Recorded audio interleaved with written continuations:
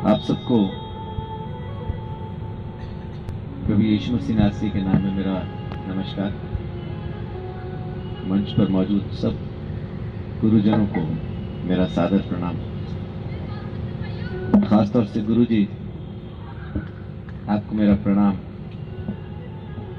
आप जो ये बड़ा काम कर रहे हैं, जो लोगों की समझ के बाहर है,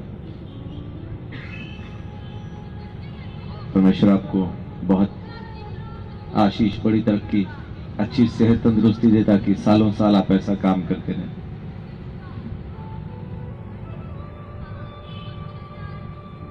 ये सभा जिन दिनों में होती है, उन्हीं दिनों में हमारा भी एक जो बड़ा फंक्शन होता है, जिसको हम क्रिसमस कहते हैं, वो भी इन्हीं दिनों में होता है। सो प्रभु यीशु मसीह जमीन पे क्यों आए, आज मैं थोड़ा सा आपके साथ बात करना चाहता हूं, क्योंकि जब हम धर्म की बात करना शुरू करते हैं तो फिर वो बंट जाता है। इंसान इंसान नहीं रहता, बल्कि वो हिंदू हो जाता है, मुसलमान हो जाता है, सिख हो जाता है, ईसाई हो जाता है। वो इंसान बना नहीं रहता। और इसी वजह से ये नफरतें, ये दूरियां, ये सब कुछ इसी वजह से, क्योंकि इंसान इंसान नहीं रह गया, हिंदू मुसलमान सिख ईसाई बन गया। अभी हम आ रहे थे तो रास्ते में ट्रैफिक पुलिस लोगों को रोक रोक के चालान कर रही थी। अगर कोई चालान होता है तो उसका जुर्माना जरूरी है।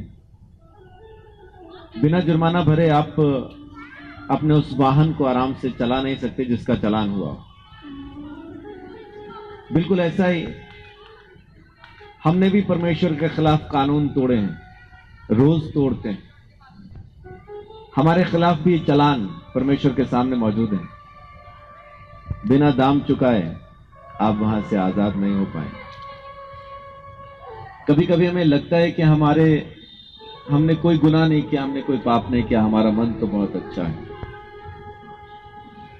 एक रोज मैं भी ऐसा खड़ा था, पुलिस वाले कागज चेक कर रहे थे, तो एक भाई आया जल्दी से कि मुझे थोड़ा जल्दी है, मेरे पास तमाम कागजात मौजूद हैं, मुझे जाने दें, मेरे पास सब कुछ है। एएसआई साहब बड़े आराम से उसकी तरफ मुड़े और मुड़ के उसको कहते हैं कि तू बाइक पे है ना? वो बोलता हाँ जी मैं बाइक पे हूं। तो एएसआई साहब ने बोला मैं तेरा 72 चीजों के लिए चालान कर सकता हूं, जिसमें से एक चीज ये है कि तू स्लीपर पहन के बाइक नहीं चला सकता। मुझे भी पहली बार पता चला, शायद उसको भी पहली बार पता चला होगा। तो वो खामोश हो गया, चुपचाप खड़ा हो गया, क्योंकि उसको पता चल गया कि मेरा चालान हो सकता है।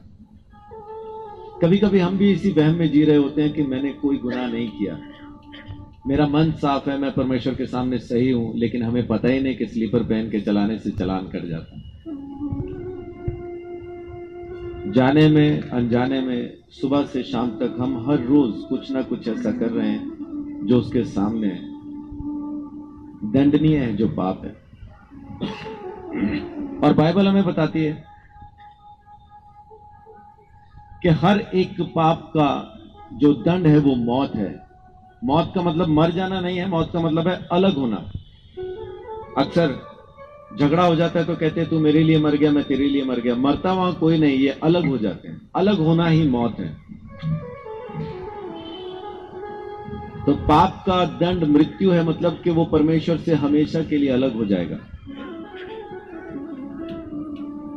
उसका दाम चुकाने के लिए प्रभु यीशु मसीह जमीन पे आया। वो जो चालान हमारे खिलाफ कटे हुए हैं, जमीन पे रह के अगर हम अपने कर्मों से उसको निपटाना चाहें तो श्रीमद् भगवत गीता में श्री कृष्ण कहते हैं परमेश्वर भले या बुरे काम स्वीकार ही नहीं करता।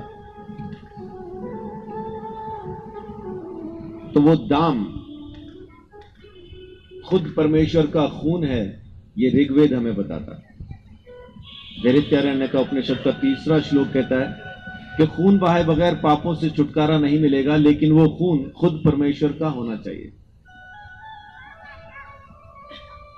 और जब तक वो दाम चुकाया ना जाए, जब तक वो कीमत अदा ना की जाए, तब तक कोई अपने गुनाह से आजाद नहीं हो सकता। और इसी काम के लिए प्रभु यीशु मसीह जमीन पे आए, और उन्होंने आके सारी मानव जाति के लिए, यहां थोड़ा सा मैं स्पष्ट करना चाहूंगा किसी धर्म के लिए नहीं, किसी एक धर्म के लिए नहीं, एक क्या किसी भी धर्म के लिए यीशु मसीह ने अपना खून नहीं बहाया।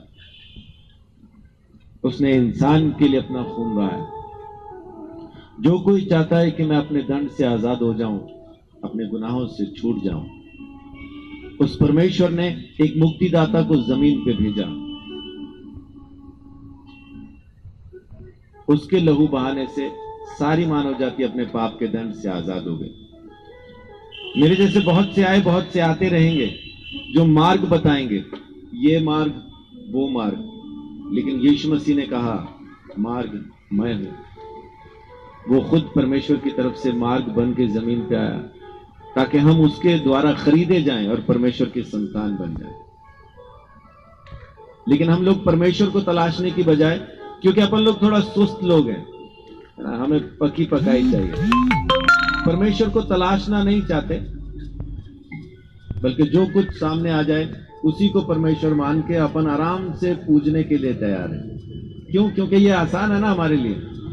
हमें परमेश्वर की तलाश नहीं है, हमें परमेश्वर की जरूरत है। जिस रोज आपको परमेश्वर की तलाश हो जाएगी, उस रोज वो आपको मिल जाएगा। अभी तक तो सिर्फ जरूरत है, मेरा ये काम हो जाए, मेरा वो काम हो जाए, ये चढ़ा देंगे, वो उतार लेंगे, उधर जाएंगे, ये कर लेंगे, ऐसा बहुत कुछ। यानी जरूरत के लिए हम परमेश्वर को याद कर रहे हैं, उसको याद करने के लिए याद नहीं कर रहे हैं। जिस रोज आप परमेश्वर को तलाशेंगे, जिस रोज आपका रिश्ता उससे हो जाएगा, उस रोज सब कुछ हो जाएगा।